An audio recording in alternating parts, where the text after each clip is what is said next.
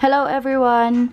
Welcome back. For today's videos, gagawin natin ang unboxing ng Luster by Nadine Lustre. Ayan. Ito yung kanyang perfume line na matagal niya nang pina-pre-order. It's just that nagka-problema ata sa manufacturer, sa unang manufacturer or sa nabibigay ng stock sa kanya. Kaya ayun. So ito ay yung Luster by Nadine Lustre. Ayan. Sobrang aesthetic ng kanyang box. Alam naman natin na pag si Nadine ang gumawa or nag-produce ng isang product ay talaga na nga namang very detailed, and for the ingredients, ayan, nandyan. Sobrang ganda, diba? And sa baba, nandito yung manufactured date. November 2018. Last month, I think, siya na ilabas or earlier ng December or latter part ng November.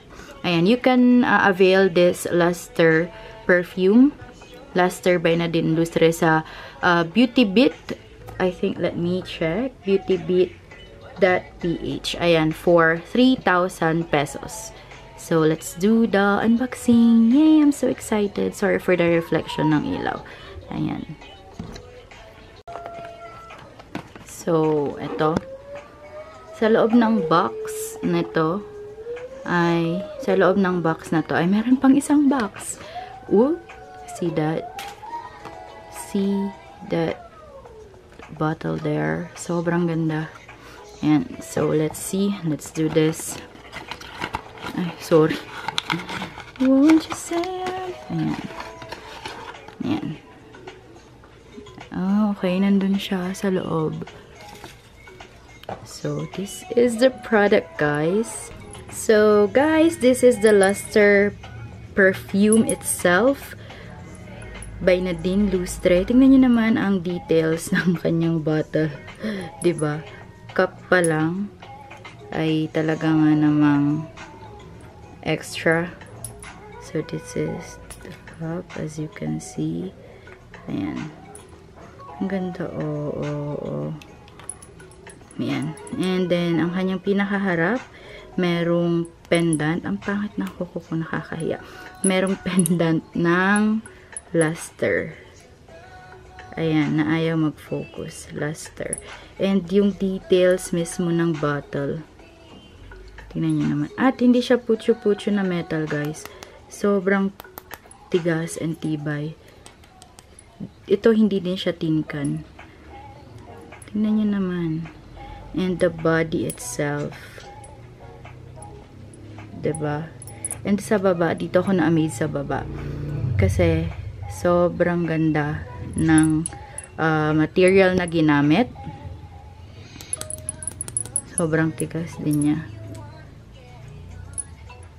Ayan. And sa baba, super metal na matibay. Na-amaze lang ako. Ayan, and as per the smell, sabi nila is vanilla scent siya.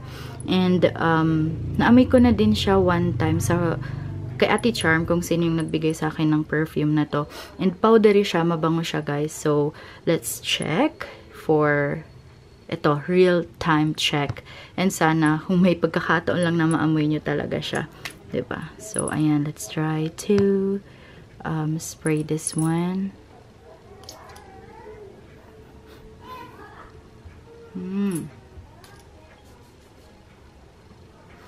Ayan.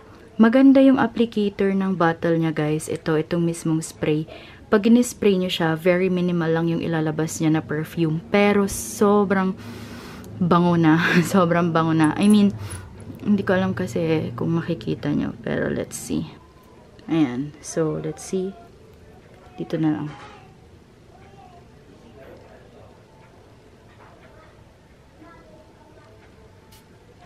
See? Yung binigay niyang product is kaunti lang, naka-point lang siya. So, hindi siya ganun maaksaya. And, dito pa lang naamoy ko na siya. Ang bango niya, grabe. And sabi nila, pag tumatagal siya, nagiging powdery. Actually, vanilla na. Parang vanilla flower something yung kanyang amoy. So, worth the price. And, tignan nyo naman, punong-puno yung kanyang bottle. Hindi lang siya yung parang nandito sa edge or what. I mean, hindi lang siya yung nandito sa parang aangat lang ng konti. Nandun talaga siya sa pinaka-top ng bottle. Ayan guys. So, medyo lumipas na ang ilang minuto na in-spray ko si Luster. Perfume by Nadine Lustre. And ang amoy na nung pabango sa akin ay mayroon na siyang scent ng flower. Pero hindi pa rin natatanggal yung kanyang vanilla promise na scent. And ang maganda sa kanya is basta very parang vintage scent siya. And actually vintage ata ang peg ni Nadine Lustre for this perfume. Which is good. Diba? Ang sexy ng bottle. Ang elegant pa. Ayan. So that's it for our unboxing of Nadine Lustre's Luster perfume. Again, you can avail this guys sa beautybit.ph for 3,000 pesos.